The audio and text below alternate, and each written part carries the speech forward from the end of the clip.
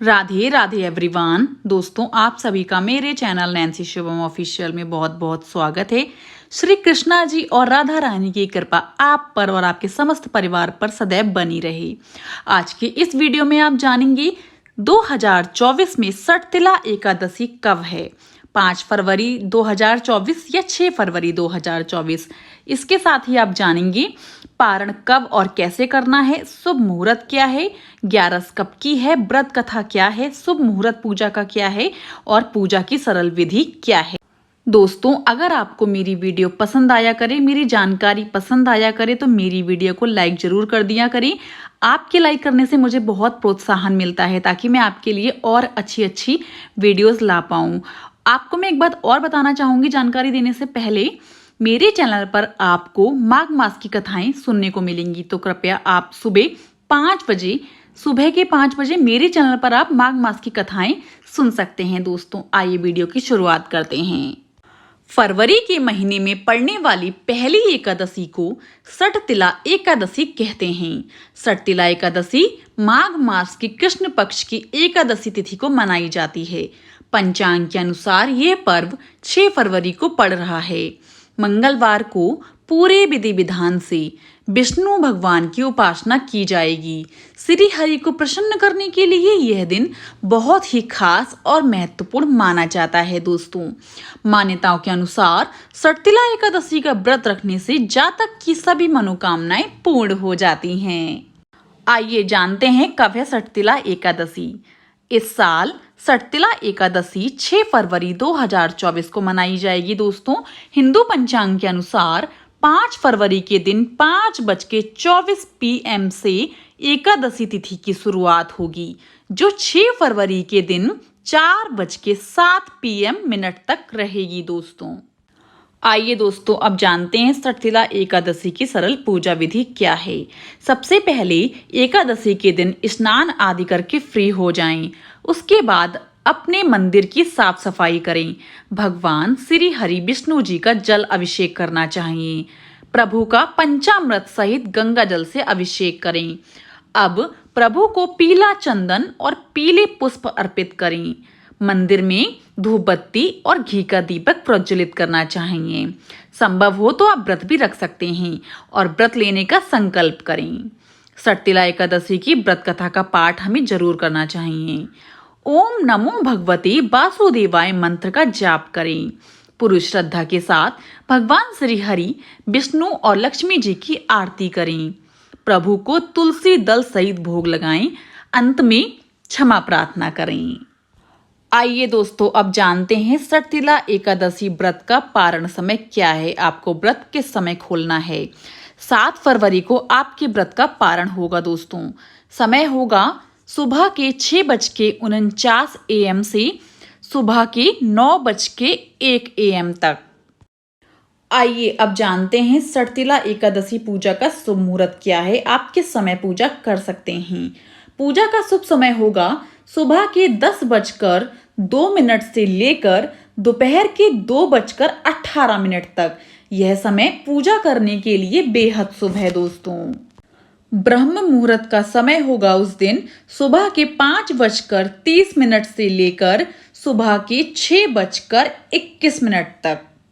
अभिजीत मुहूर्त का शुभ समय होगा दोपहर 12:30 से लेकर दोपहर 1:15 तक।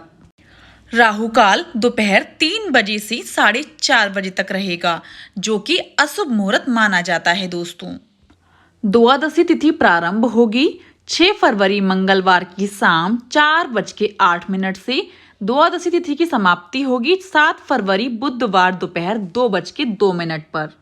आइए सटतिला एकादशी व्रत कथा की शुरुआत करते हैं। दोस्तों, एक समय दालभ्य ऋषि ने पुलस्त्य ऋषि से पूछा कि हे महाराज, पृथ्वी लोक में मनुष्य ब्रह्मत्य आदि महान पाप करते हैं, पराय धन की चोरी तथा दूसरे की उन्नति देखकर ईर्ष्या करते हैं, साथ ही अनेक प्रकार के व्यसनों में फंसे रहते हैं, फिर भी उनको नरक प्राप्त नहीं होता। इसका क्या कारण है।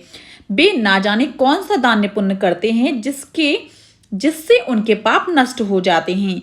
यह सब कृपा पूर्वक आप कहिए।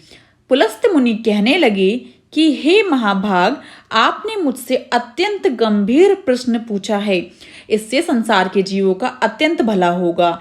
इस भेद को ब्रह्मा, विष्णु, रुद्र तथा इंद्र आदि भी नहीं जानते, परंतु मैं आपको ये गुप्त तत्व अवश्य बताऊंगा। उन्होंने कहा कि माघ मास लगते ही मनुष्य को स्नान आदि करके शुद्ध रहना चाहिए। इंद्रियों को बस में कर काम, क्रोध, लोभ, मोह, अहंकार, ईर्ष्या तथा द्वेष आदि का त्याग कर भगवान का स्मरण करना चाहिए। पुष्य नक्षत्र में गोबर, कपास, तिल मिलाकर उनकी कंडे बनाना चाहिए। उन कंडों से 108 बार हवन करना चाहिए। दोस्तों, उस दिन मूल नक्षत्र हो और एकादशी तिथि हो तो अच्छे पुण्य देने वाले नियमों को ग्रहण करें। स्नान आदि नित्य क्रिया से निर्वर्त होकर सब देवताओं के देव श्री भगवान का पूजन करें और एकादशी का व्रत धारण करें। रात्रि को जागरण करना चाहिए।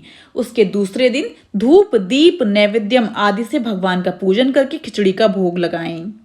तत्पश्चात पेठा, नारियल, सीताफल या सुपारी का अर्घ देकर स्तुति करनी चाहिए। हे भगवान, आप दीनों को शरण देने वाले हैं, इस संसार सागर में फंसे हुए को उद्धार करने वाले हैं। हे पुंडरीकाक्ष, हे विश्वावन, हे सुब्रह्मण्य, हे पूर्वज, हे जगतपते, आप लक्ष्मी जी सहित इस तुच्छ अर्घ को ग्रहण करें। इसके पश्चात जल से भरा कुंभ घड़ा ब्राह्मण को दान करें तथा ब्राह्मण को श्यामा, गौ और तिल पात्र देना भी उत्तम है। तिल स्नान और भोजन दोनों ही श्रेष्ठ हैं। इस प्रकार जो मनुष्य जितने तिलों का दान करता है उतने ही 1000 वर्ष स्वर्ग में वास करता है। पहला तिल स्नान, दूसरा तिल का उपटन, तीसरा तिल का हवन, चौथा तिल का तर्पण, पांचवा तिल का भोजन और छठा तिलों का दान। ये तिल के 6 प्रकार हैं। इनके प्रयोग के कारण ये सटतिला एकादशी कहलाती है। इस व्रत के करने से अनेक प्रकार के पाप नष्ट हो जाते हैं। इतना कहकर पुलस्त्य ऋषि कहने लगे कि अब मैं तुमसे इस एकादशी की कथा कहता हूँ।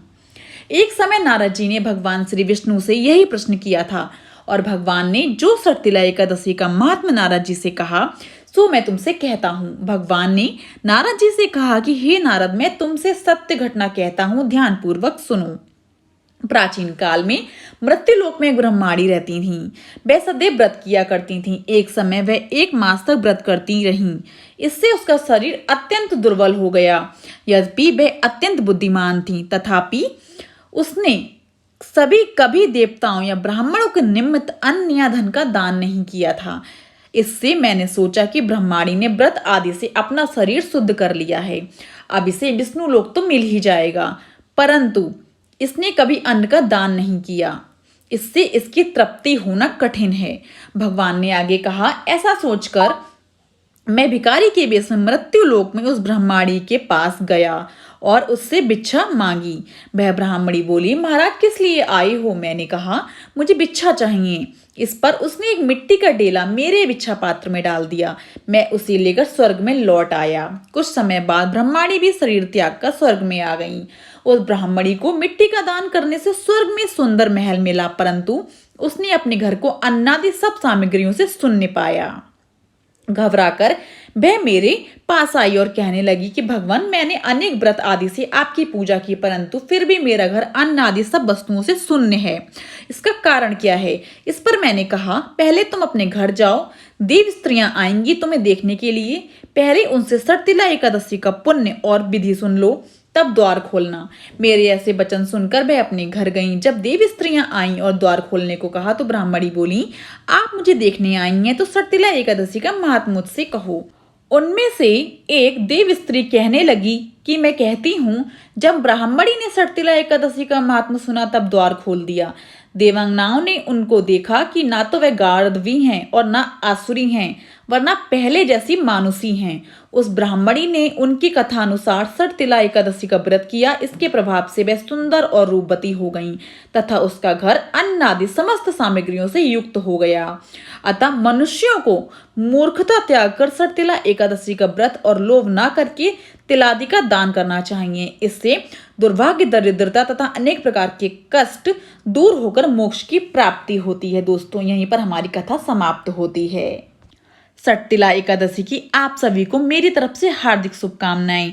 अगर आपको आज की ये जानकारी पसंद आई हो तो आप मेरी वीडियो को लाइक जरूर कर दीजिएगा और हो सके तो आप इस वीडियो को शेयर जरूर कर दीजिएगा ताकि दूसरों तक ये जानकारी पहुंच पाए। राधे राधे एवरीवन।